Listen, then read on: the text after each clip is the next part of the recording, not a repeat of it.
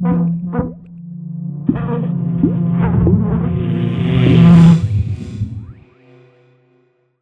following feature may contain references to sex, drugs and rock and roll. Oh, and some bad language too.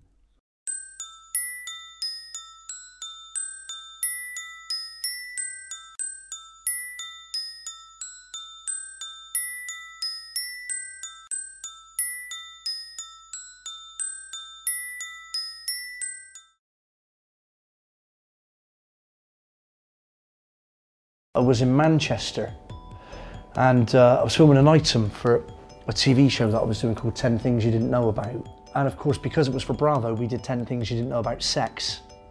So we go up to Manchester to interview a guy called John about a certain fetish which involves masturbating with stinging nettles. So we drive up, and this interview has been arranged with this guy called John in a gay sex shop in Manchester. Anyway, we shot this man John in silhouette because he didn't want his true identity revealed, because he actually worked in IT. And he was a family man, and obviously he didn't want his family or IT support to know what he was doing for a hobby. And also, just in conversation, I said to him, I said, John, you know, because I couldn't work out why we were in a gay sex shop. And I asked him if he was gay, or suggested that he might be gay, to which he took great offence. And I thought to myself, hang on a minute, you're going to masturbate with stinging nettles, and you take offence to the suggestion that you might be gay? So we got a runner, it was me, it was my friend Giles, who was shooting this item. He was the cameraman. There was a young runner called Emma, and it was Emma's job to pick a GIMP mask. She's got about 3 GIMP masks, and they're with the guy from IT, they're working out which one's suitable.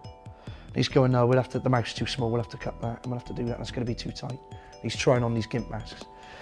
Then we leave, once he's happy with the GIMP mask, we leave the gay sex shop in Manchester, and we go to some kind of rundown sort of industrial estate, and we go to New Order's old rehearsal room. There's a guy that shows us in that says, yeah, New Order used to rehearse here. All right, brilliant.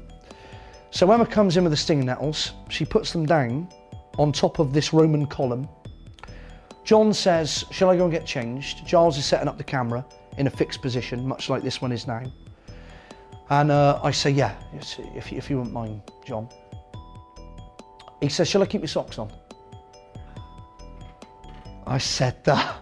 Now already I'm thinking, this is already the funniest experience of my life, already. And I'm trying not to laugh, and because he's doing it for 50 quid, this guy, that's the thing. And I say, yeah, I think you should keep your socks on. So he goes round the back. He comes out 2 minutes later, wearing a burgundy terry toweling bathrobe, a black GIMP mask, which is clearly far too tight for his head, because he can't speak properly through the hole, and he's trying to speak and there's latex going in his mouth, and it's just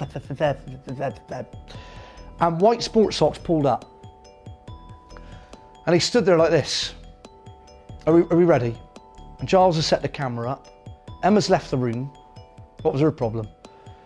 There's a Roman column with some stinging nettles on it. He takes the robe off. There's a knock on the door.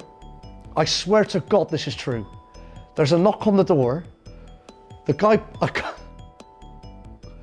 pokes his head in, looks straight at John in the GIMP mask and the white pulled up sports socks and says, I'm sorry mate, but you're gonna have to move your car.